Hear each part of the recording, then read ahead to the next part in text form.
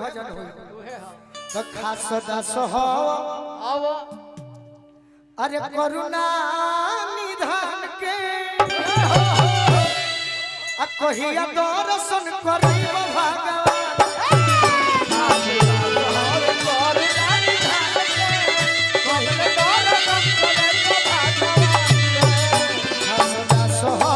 करुणा निधान के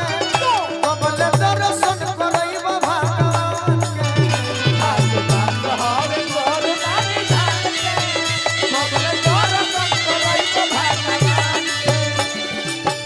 कमे में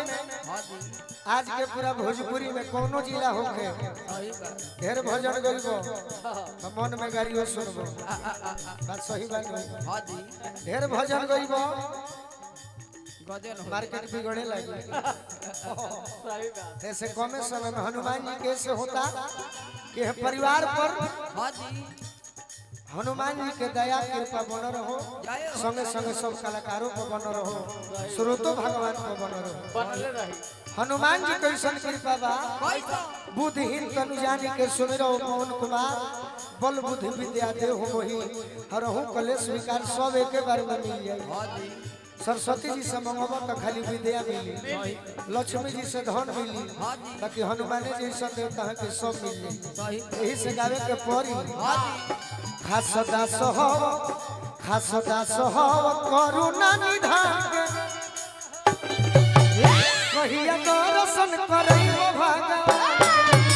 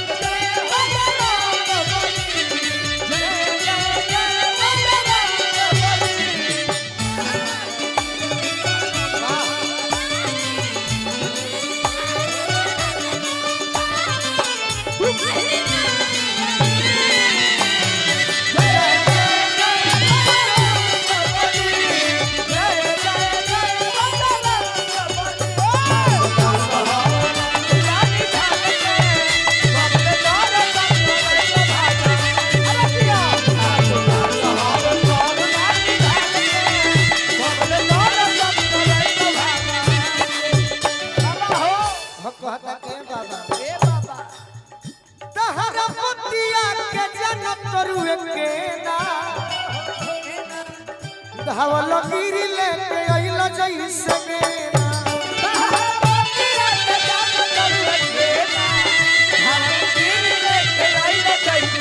धावल पतिया के जन तरुए केना धावल गिरी लेके अइल जइसे गेना